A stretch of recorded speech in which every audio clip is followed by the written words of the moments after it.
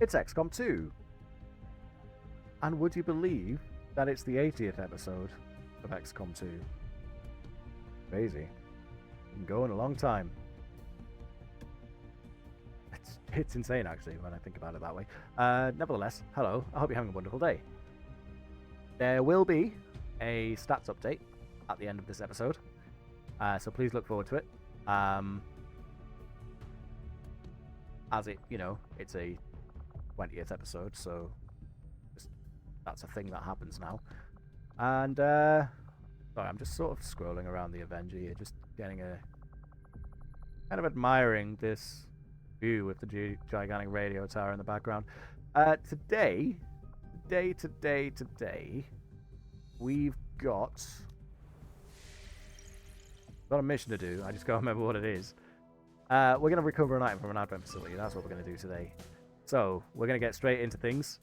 We've got Advanced Assault Troopers, Muton Elites, Elite Shield Bearers, Spectres, Elite Pathfinders, Heavy Lancers, Priests, Abductors, and Mechs. All of the joys. 14 enemies, so I don't necessarily think we're going to see a ruler or a chosen. In fact, we're not going to see a chosen. We saw the hunter last time.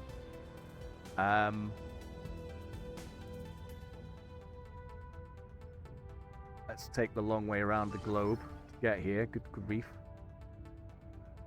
I can't imagine that was the quickest route. But hey, what can you do? We're in a small town.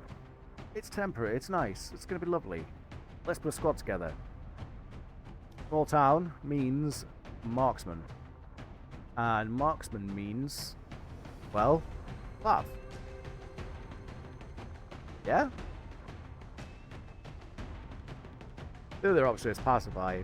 Anyone out of 110 on the experience to pacify. Clav is slowly but surely working their way to Colonel, though. Yeah, sure, we'll go for Clav then. There's also an argument to field our artillery unit, Kurog. Yeah,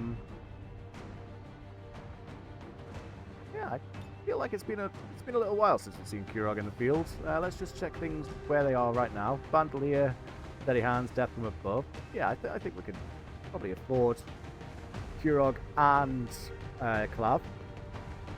We've got, well, the question actually is, have we got a tier 3 weapon for Kurog? I don't think we do.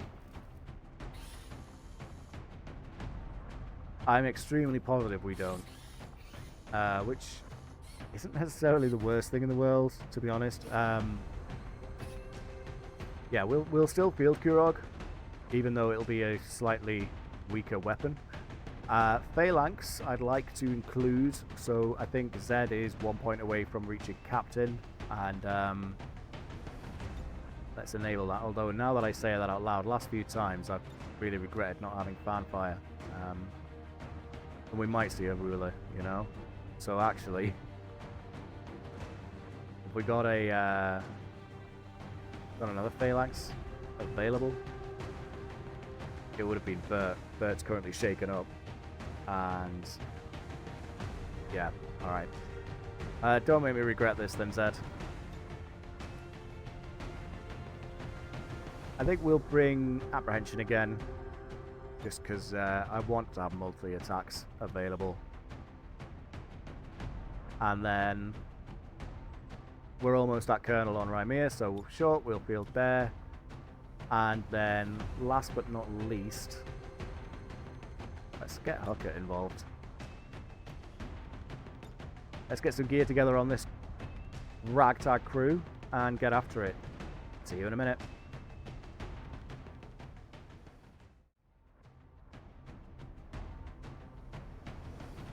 Okay then, so not a tremendous amount of things that we need to go over here. There is something important that I'd like to do though. We're going to take Rymir's HP down a little bit and bring their will up by 9. Hey, 9 is better than nothing, right? And that sort of starts to fix the 39 will that we've had this entire campaign on one of our assault infantry.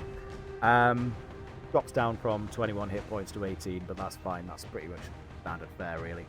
And then nothing too exciting or new going on overall. There is one thing I'd like to buy, just whilst I've got it in mind, which is the Fusion Ripjack for apprehension. It's the tier 3 Ripjack there.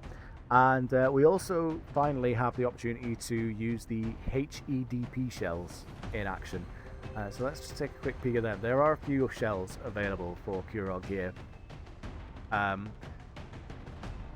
explosive dual purpose is what the HEDP stands for. They deal damage to in an area, and yeah, squash head shells are yes, they deal more damage in the center of the explosion compared to outside of the explosion, and then the flechette shells are shrapnel. However, they are blocked by cover. So I've just stuck on the standard HEDP long-range artillery there on our artillery unit. Insofar as ammo is concerned, offsetting the slightly lower damage output of the heavy cannon that Kurog is using by equipping Viper rounds. Same goes for Zed with the Inferno rounds. We've got Talon rounds on our assault infantry, which is basically standard, and then AP rounds for apprehension, and then the Black Ice on Clav there. Clav, notably, as well, only has 11 hit points, is particularly fragile, so we'll have to keep an eye on Clav to make sure they're definitely not going to be fired upon. Should be fine, but stranger things have happened. At any rate, Operation Tin Apex. Recover an item from an advent facility. We got Clav, Kurog, Zed, Apprehension, Crimea, and Hooker on the ground for this one. Let's go. And that health pool on Clav is genuinely scaring me a little bit. Especially considering we're going into this without any healing.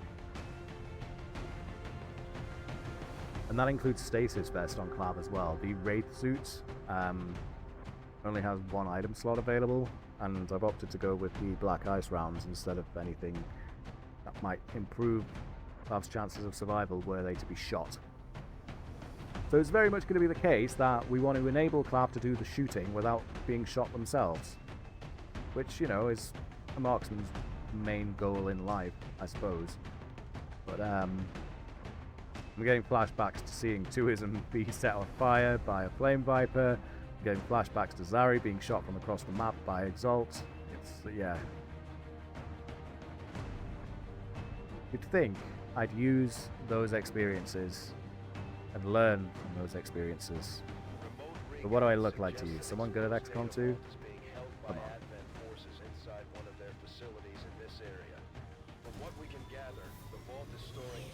I neglected to check where we were in the world. We're in the eastern United States. And we started in a graveyard with no high ground to speak of. We do get a little bit of spying going on though. We've got a bead on the Advent data vault near your position. Be advised, self-detonating charges are in place at the target. Move to disarm and extract the package before its contents are destroyed. Sure thing, good buddy. Alright, so let's find some high ground first of all. For our artillery and our marksmen, especially after all that chat about how fragile Clav is, we'll just move up.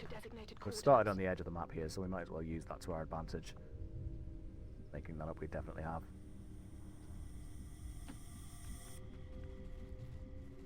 Affirmative. Starting in this graveyard isn't a sign. No need to ask twice. On it.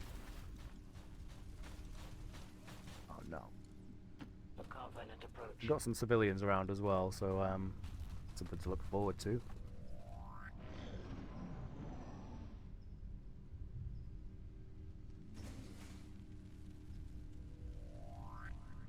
Okay. This is no doubt a large building, and I do wonder if we're not going to be able to get on top of this little catacomb entrance, are we? Nope. Would be too good to be true. Probably for the best, given the fact that, you know, it would leave Clav without any cover to speak of. Guess we just need to keep moving up. Yes, this is our main structure, so really what we want to do then is head in this direction and just see if we can find some high grounds to use. I go. We don't have a timer until we're revealed, so we might as well take advantage of that. Already there. 10-4. In a spot now, Clav. Oh, it's just a super heavy turret. That's fine. No big deal. Got it covered. No need to ask twice.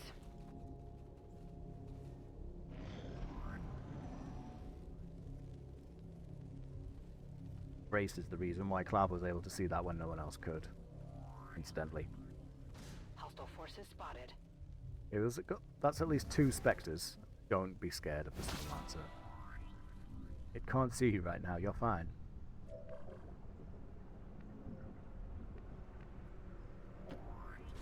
Show us something. I mean, graveyards aren't really known for their high points, I admit. Looks like this is actually the edge of the map. It is. Okay, we are definitely lacking high ground here. And bringing with us 2 units that could absolutely utilize some high ground. Well, it's, you know, just what happens, isn't it? So, our objectives here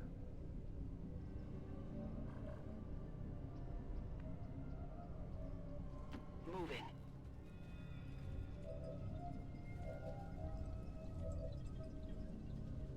gonna have to move up. Copy, moving Gonna on have to move target. up on it. Got it. Yes, Commander.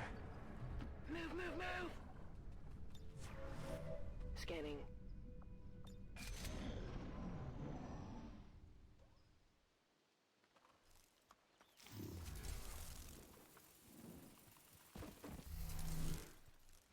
These 3 don't appear to be moving at all.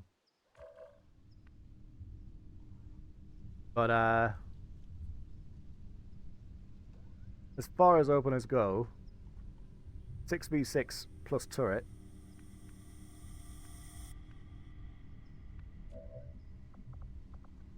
And apprehension does find their way up here if we wanted it. We don't want it straight away though, to be fair. Alright, well. We do see all 3 there. The Spectres are immune to fire, which kind of sucks. We could go for the blaster bomb opener. Our objective's far enough away from that where it'll be fine. I think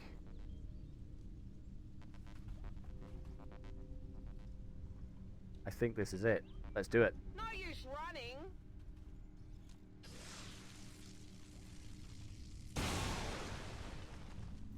Guess who's here? We missed the Spectre apparently. Position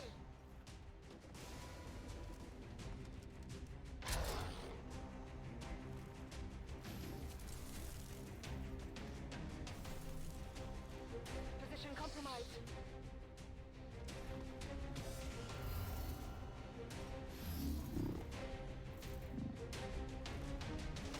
The issue I've got with bringing apprehension up here now is there are still 8 enemies on this map somewhere.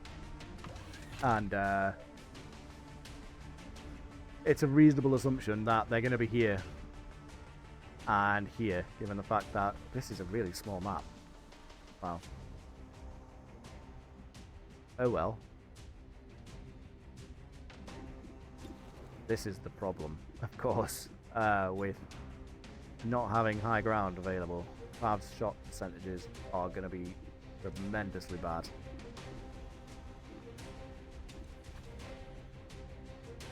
Oh, is that actually targeted, huh? Interesting. I wasn't expecting it to be targeted.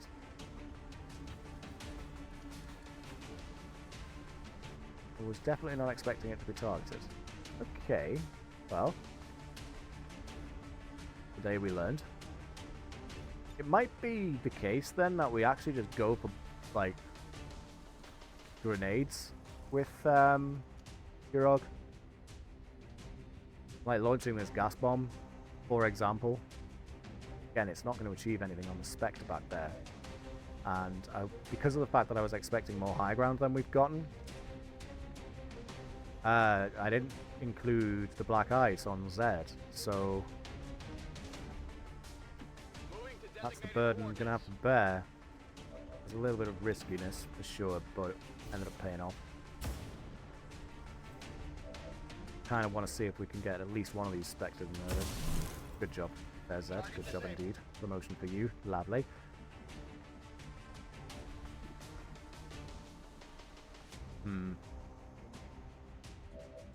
Does the Muton Elite counterattack? It does. Of course it does. Why wouldn't it?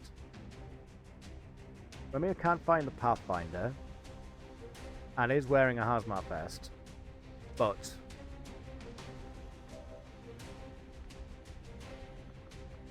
well, that ain't great, is it? Can you kill the Pathfinder, though? I think you can, right? Yeah, you totally could kill the Pathfinder. Kill the Pathfinder. What am I saying? Set him up, knock him down. We don't care about armor. Check it before you get too close. Great if we see a kill here as well. Totally do. Outstanding behavior. It's dead. It has to be dead. Muton, Spectre, Run in and gun it. and Shield Bearer. Sure. Muton kind of has to go. Sure. But equally, the turret being dealt with would be kind of nice too. Yeah, okay. Well, not quite dealt with, but close enough. Armor still holding. Position compromised. 3 hit points remaining. And we've got Apprehension and Kurog left to act. The reason why I want to deal with this turret is so Apprehension can get on the roof. Changing position. Although we have just activated. Should have saw that coming, right? Oh, we haven't. Incredible.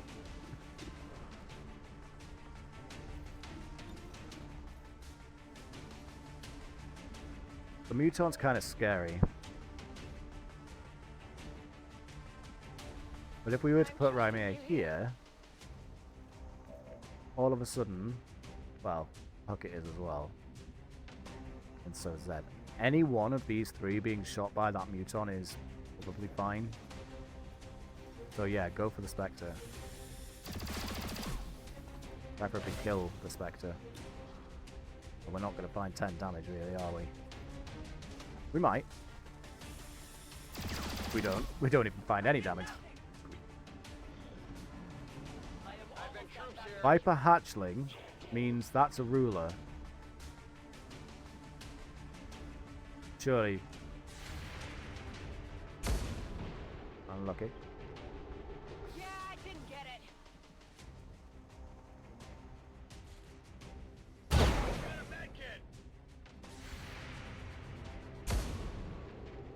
Return fire is just not landing.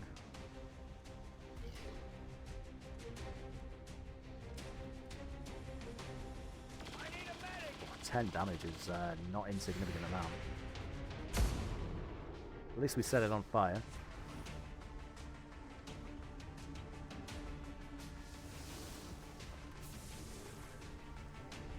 This big group of enemies here has now activated on us. Okay. And sure enough, it's a Viper Prince. Where's the king? Where's the king at, man? I missed out on my retribution due to lightning reflexes. I've been down here.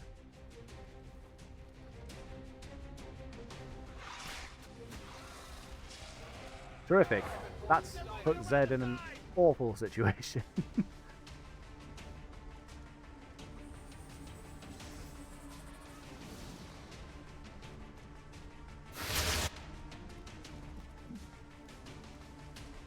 The Viper King's sending out all of his kids without actually showing up himself. It's been ages since we've seen the king. Going for the friendly fire there's an interesting play. Freeing Zed. Take it, sure. The Spectre's not going for the taking control over someone, so that's good. Or have I spoken too soon? No, I haven't. It's good, it's good. Okay. Manageable? Yes. Easy? No. Stomp, stomp, stomp.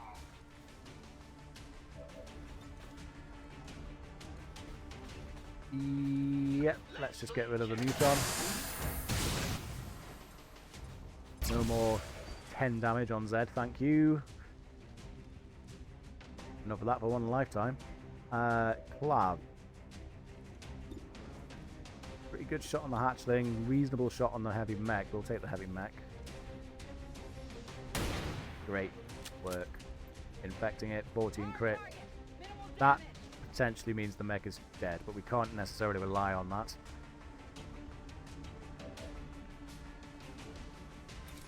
Ramir finds the Spectre, but I don't love the fact that there's another group of enemies back here. Oh no, everything's active. Okay, we can find the Spectre then. Before we do that though,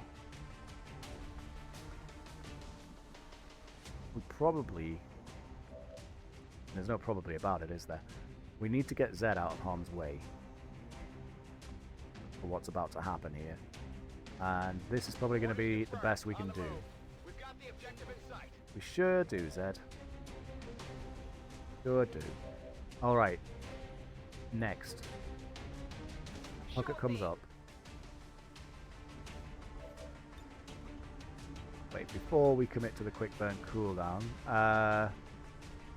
that would kill the heavy mech and the Viper hatchling, so you know what, I think that's probably worth it. Time to burn. Multiple hostiles eliminated. So much for the loot, huh? And then, yes, this is the legit blaster bomb. And we can connect with... It looks like we can connect with everything here. Yes, it does. Yes, it does.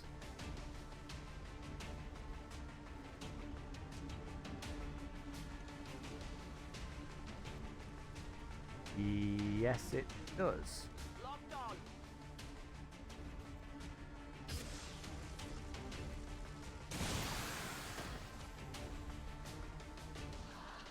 Huge. We didn't connect with the priest. And in actual fact, that decidedly was not everything. Still, it was some things. Now, I don't love this Spectre being where it is.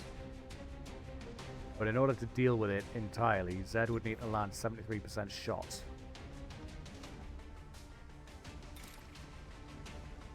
Or a 90% shield bash. Which also has the luxury of putting Zed in better cover, so yeah, let's go for this. Nice.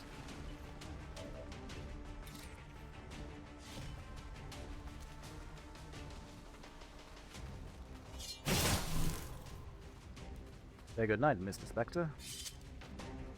That's it. Moving to fire position. Unfortunately, we can't get through that window. What we could do, I don't love fighting around the objective, it's got to be said. 82... Sectoid Abductor is probably the most annoying thing that's still alive here. And we've got this Assault Trooper is about it. Yeah, okay. Switch round. Preview. It lied. Oh, I just read it wrong. Preview was probably right. I'm just an idiot. Went off the armor. Okay. That's everyone in reasonable cover, at least. Burning the untouchable on that sucks. I'm alright. Wow. Nice hit. Oh. They're no good with those shotguns, though, the assault troopers, are they?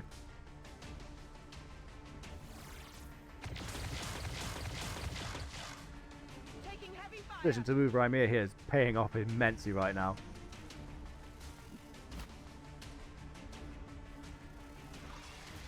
Why do you keep breathing apprehension? That's a return fire.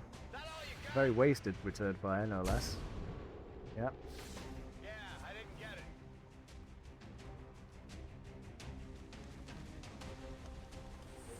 I think putting Holy Warrior on the ruler is a fantastic idea, and I fully approve of your decision there, Advanced Priest. Ah, that objective is just looking so scary. Stop shooting bullets over it. Enemy is still up. Alright, we're back. Ugh. Yeah, we move up, right? We're just gonna have to play grenades again. Do we go gas or do we go with the incendiary though? I think the gas bomb, really. Yeah, because that'll reduce the aim on the Mohawk.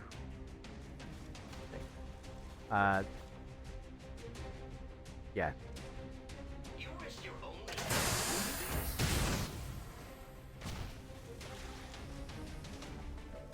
Getting rid of the shielding's nice too. Sure.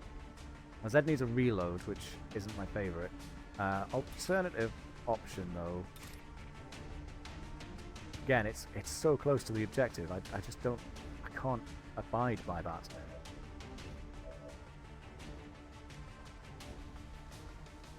That sectoid ran off back here. It is on fire.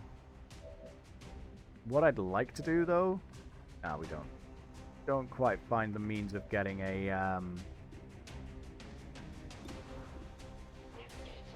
rupture out on the ruler. At least not yet. Oh, club. Oh, club. Talked about this. Locked and loaded.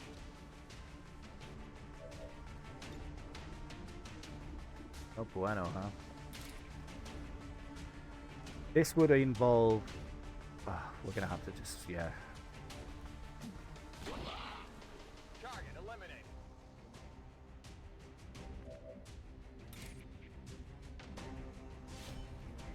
Don't love this. The objective is just far too I got it. fragile. Kill. We just... Maybe... The thing is that the Prince has got 3 shots, hasn't it? So, leaving Rymir out here is not the greatest plan. I'll go. 57 on the priest, 54 on our friend in the back, 57 on the priest. Great connection.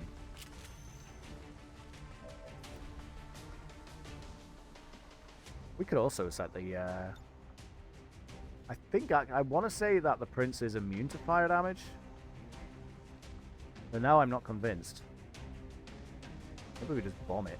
Get rid of the remaining armor. Sure. Dodge this.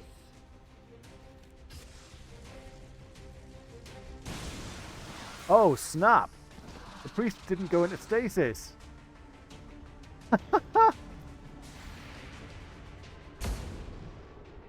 Okay then.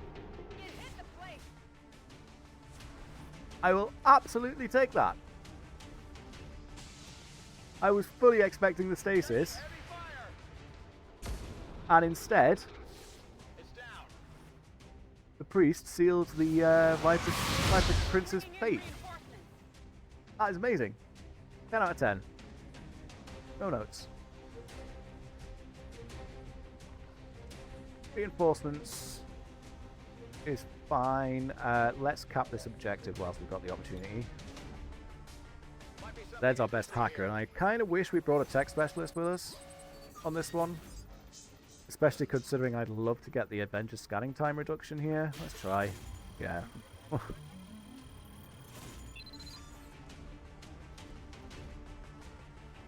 in. Oh well. We've got the gear. 1-5 acknowledged. The package is secure. You can Advised, just... reinforcements Reinforcements are inbound. Eliminate Potentially all kill this guy. hostiles in the AO. No kill, but that's fine. Getting in close. What's over there? Man, that sucks. Let's rock. In fact, what we'll do... Give me a minute. Yeah, let's stop them from taking that high ground by putting Z there. And same goes for this high ground by putting apprehension here. Overwatch. Flav leads the target. And Urog moves up. As you wish. And then Heading out. give them a welcome present. Not very often we get the opportunity to put that direct center on the Got it covered. reinforcements, but I'll absolutely take it. Don't get scared. That's perfectly fine.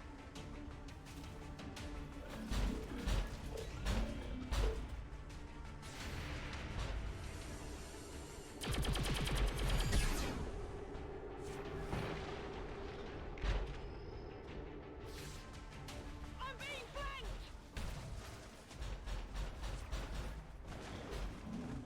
Okay. that's an interesting waiting.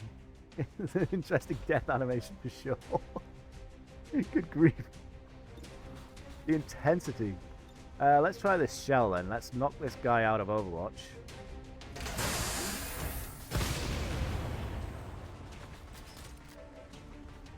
Zed's already got the promotion. Apprehension still needs a promotion. Mia's gotten their promotion. Huckett needs one. As does Clav. Zed and Mia are chilling, so we want to try and find kills with Apprehension and Huckett. And I think we can do that. But I'm almost positive we can do that. Reloading. Number one.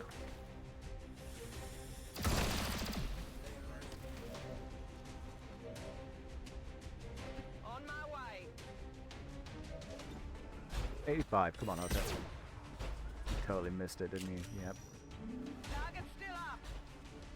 Okay, fine. Clav? Clav.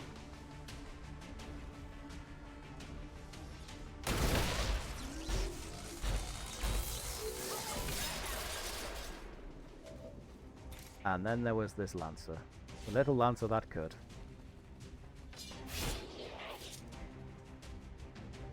Stick and move. Come on. Shot failed to connect. We'd like to go home now, Mr. Lancer. Thank you. Hostile status confirmed. All hostiles Well. are down and the area is secure. Sure, there was no high ground. But, Holy Warrior kill on the Viper Prince is amazing. Good to know that works. It's every single time we've tried to execute such a thing in the past, the priest has been one step ahead of us and just gotten itself into stasis. All said and done, stats time. Two missed shots on Clav. I'm not going to hold Clav accountable for those due to the, high ground situation on this map. And still landing what was landed is damn good, all said and done. 2 kills for Kurog is super nice, 26 damage. Good to be able to put those shells to work. And actually, they do an alarming amount of damage, right? Like 13 or something on that mech at the end there. Good to know. I don't know that I like them being direct targeted on something's head. I'd prefer if they were like free aim. But we can experiment with the other shells that we've got available for sure. 4 kills for Zed is kind of nice, 50 damage. Missing some key shots though. 1 kill for Apprehension, spent a lot of that mission frozen. That's a shame. Didn't get the MVP, which is interesting. I for sure thought that Assault Infantry means they get the MVP, but no. It was Hooker. absolutely deserved MVP award as well. Being able to put that mine down on the reinforcements, 1 for 2 shot accuracy, but a significant amount of damage dealt primarily through use of heavy weapons and the application thereof. Yeah, fair play indeed. 73 damage. Oh my. It's a damn shame that the kill on the prince, the damage dealt there, 65 I think it was, didn't count towards someone's total. Or maybe it did and I'm just a fool. I wasn't necessarily looking for it when I should have been, and it only came to mind after the fact, so maybe it did count. I like the sunshine in this photo. I also like the blown out remains of the Advent building in the background. Take a closer look at that for sure.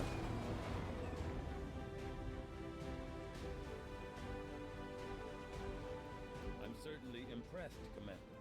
And 2 promotions, we'll take it. 1 promotion in particular, for I'm here, going to Colonel, means ruthless. Extra damage on those all-important melee attacks is very nice indeed. And then ZZZ. Intimidate's usually the play here for our phalanxes, but I'm gonna go with on target, I think. Yeah, on target. Sure. Who are you willing to be friends with? I'm here. Okay. Good enough. And we got the corpse of the Viper Prince. Bit of a cheap kill, but you know what? I don't care. It was amazing. Other than that, nothing particularly fancy. Sexpod Wreck's kind of nice. Is that our first Sexpod Wreck that we've been able to bring back? It is indeed. Okay, that means we could potentially unlock Gremlin Mark IIIs for all of the tech specialists that we currently have in the field. And I want to say that's our 3rd of the King's kids taken care of. It might be the 4th. Princess was the marathon. Killed a prince before that. But yeah, I guess that's the 3rd. Does that mean there's 1 more? Don't know.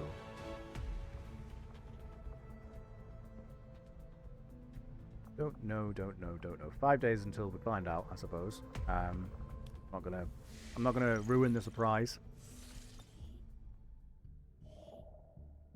And supply drop available. Sure, supplies I'm not really bothered about. We've got 29 hours until we have to tackle this Advent Monument mission, which will delay. That's an interesting set of enemies. At this rate, I'll be touring the Avenger in no time. All enemy pods include a shield bearer, but apart from that, everything is a chrysalid. Well, alright then. Just leave that hanging for now.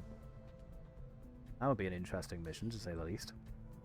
Coming up, we'll finally have that laboratory built, which will increase our research speed by a reasonable amount.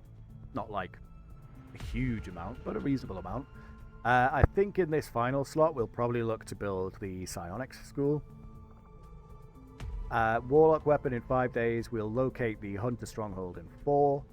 Few of the sort of, yay, good fun covert actions popping up in the coming 2 weeks as well. And then we're about just over 2 weeks away from the supply drop. So it is likely that we're going to see a retaliation mission before this month is over. But yeah, next time I suppose we've got another statue to blow up. We need to get in the proving ground here as well, apparently. I believe I've been burning days for no reason. Like a fool.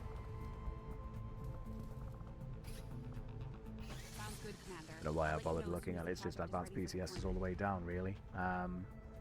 Maybe there is something else here that I could be building. Like the concussion grenade? Sure. But we've got grenades that are doing more than enough work for us, and like we've got the powered weapons now too, right? So it just kind of doesn't feel like it's worth the 5 days, the Illyrium core supplies and everything else in between. We've got enough of the experimental armor and grenades, I think. We don't need any more experimental heavy weapons because we've got powered weapons. And I'm not really bothered about a basic chem thrower upgrade, that's for damn sure. Although I wonder what this is. Allow our heavy mech units to carry an additional heavy weapon in the auxiliary weapon slot. Now that is interesting, because does that mean that we could potentially outfit Diurna with, say, I don't know, a Shredstorm cannon? Might be worth looking into queuing that one up. I don't necessarily want to because we're back down to having 9 alloys. At least not yet, but it might be worth queuing it up. I don't know. Have a look into that. For now, though, we'll call it a day. Another relatively short mission. Mark the 80th episode. But I will absolutely take episode 80 marking the death of a Viper Prince via Priest. Been looking forward to seeing if that works, and I'm really pleased that it did. So that's something to celebrate. And yeah, we'll get some stats. We'll get some stats out there too. So they'll be following on. Irrespective of anything else, thank you very, very much. And I will see you next time. Take care.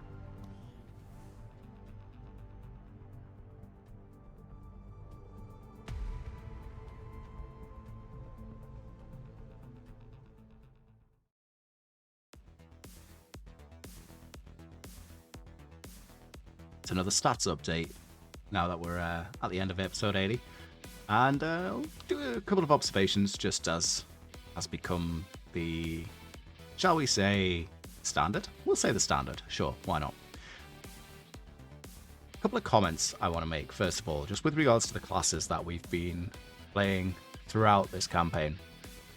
Phalanx is awesome. I really enjoy playing with the Phalanx class, and if you've never tried it before, I genuinely recommend you give it a punt your next run through of XCOM. Gwen and Bert are both vying for the highest kill count. Gwen's actually tied with Shandon, who is a Marine. Let's zoom in a little bit. And Bert's not that far behind at 81.